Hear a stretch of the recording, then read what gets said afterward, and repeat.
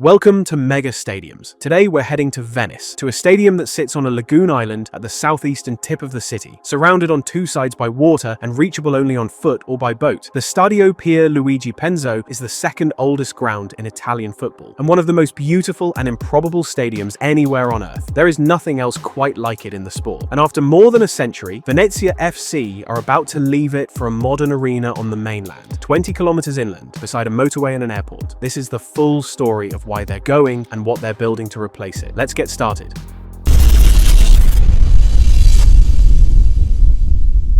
The Penzo opened in 1913, named after Pier Luigi Penzo, a Venetian aviator of the First World War. It is the second oldest stadium still in use by a professional club in Italy, behind only Genoa's Stadio Luigi Ferraris, but it bears no resemblance to the grand gilded Venice of the postcards. On three sides of the ground sit basic, uncovered metal stands, weather-battered, shabby, patched together over the decades. And that is precisely why it is loved. Where else in world football can you arrive at a match by boat, watch from an open terrace with the lagoon at your back, and leave the same way you came? The stadium's turbulence has always mirrored the club's. Capacity climbed to just north of 25,000 by the mid-1960s, and in 1966, a record crowd of 26,000 packed in to watch Venezia face AC Milan. Then, in September 1970, a tornado tore through Venice and ripped the ground apart, forcing the capacity down by more than 3/4 to barely 5,000. Much of it was never properly rebuilt. What rose again did so in fragments. Temporary stands, tubular structures, facelift after facelift, a stadium held together by improvisation. The club endured the same cycle of collapse and revival. Venezia have been dissolved and reborn more than once, going bankrupt in 2005 and again in 2009 before being rescued by American investor Joe Tacopina's consortium in 2015. Promotions and relegations followed on a loop. In 2021, they climbed back into Serie A after a 19-year absence, a return that briefly put one of Italian football's most photogenic clubs back on the global stage, and exposed in the same breath just how far the Penzo had fallen behind. Relegated from Serie A in 2025,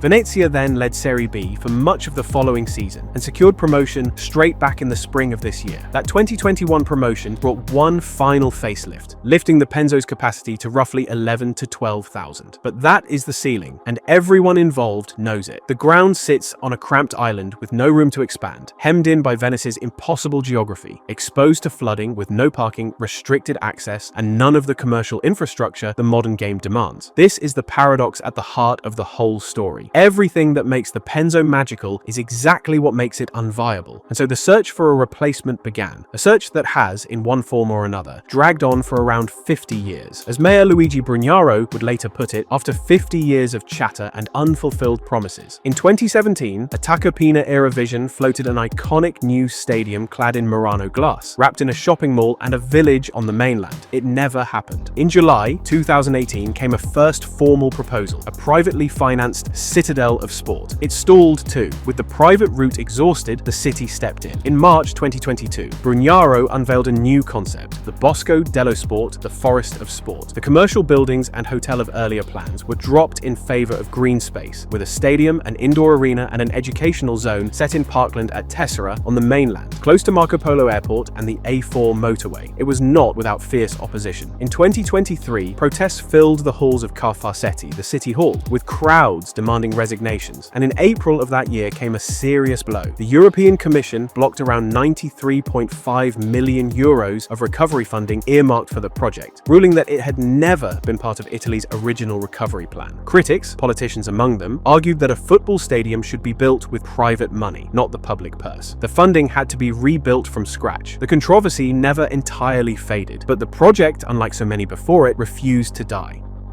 What is being built at Tessera is a 116-hectare development, roughly 20 kilometers from the island the club is leaving. The Bosco dello Sport is conceived not as a match-day-only ground, but as a green, year-round destination, a sports forest woven into parkland, with heavy environmental framing. At its center sits the stadium. It has been designed by Populous, the same firm behind Roma's Pietralata project and Palermo's Renzo Barbera redevelopment, working alongside Maffei's engineering. The headline capacity is 18,500 seats, designed and certified to Serie A standard and expandable to roughly 24,400 for concerts and major events. It is a fully covered compact bowl, every seat sheltered, the stands drawn tight around the pitch to concentrate the noise that the open open, wind-blown Penzo could never quite hold. The design places semi-continuous seating along three sides, south, east and north, while the west stand becomes the premium home of the ground. VIP hospitality, skyboxes and media spaces built to the standard now expected across Europe's top venues. A covered gallery wraps the exterior, carrying fan services around the bowl. And crucially, the venue is multi-use by design. Serie A football, European nights, rugby internationals, concerts and large-scale entertainment, all built to generate revenue across all 12 months of the year rather than a couple of dozen match days. This is the commercial modernity the Penzo was never able to offer. The stadium does not stand alone. Alongside it rises a separate 10,000-seat indoor arena, the future home of basketball side Ria Venezia, and a venue for live events in its own right. Together with new road links to the airport, urbanization works, landscaping, and a dedicated educational area. But the trade-off deserves to be named honestly. Everything the new stadium gains in capacity, comfort, coverage, and commercial power, it loses in soul. It will sit beside a motorway and an airport, not a lagoon. No one will arrive by gondola. There will be no boats moored beside the pitch, no water lapping behind the terraces. That is the price of viability, and it is worth letting that sit for a moment. For all the false starts, the question that hangs over projects like this in Italy, is it real this time, has for once a clear answer. It is genuinely under construction. The construction tender was won in March 2024 by a consortium of Costruzioni Bordignon, Fincantieri Infrastructure and Ranzato Impianti. In April 2025, Brugnaro formally presented the stadium plans. The official groundbreaking followed in October, an occasion the authorities held up as a blueprint for the rest of the country, and the foundation stone was laid that November. By early this year, work was physically underway. The first phase is earthworks and the installation of several thousand foundation piles to create a stable base, a serious engineering challenge on the difficult, waterlogged ground of northern Venice. By April 2026, drone footage showed the outline of the site beginning to emerge, and it was widely reported that Venezia would play one final season at the Penzo before the move. Off the pitch, the club's position strengthened in parallel. In 2026, Venezia secured a 40-year concession to operate the new stadium, a €121 million investment plan, with around €33 million earmarked for future improvements, meaning the club, not just the city, will run it. That matters enormously for the finances. Then in May came a further vote of confidence, a €100 million fundraise, headlined by an investment vehicle led by Tim Leibecker and Francesca Bodi. External money, arriving in step with promotion back to Serie A, betting on both the club's trajectory and the project. Construction is projected to run around 20 months from the official start, targeting an inauguration in the summer of 2027, potentially in early 2028. The financial breakdown is where the earlier controversy resurfaces. The stadium itself carries a price tag of roughly €92 million. The wider Bosco dello Sport development, around €310 million. And the stadium's funding is substantially public.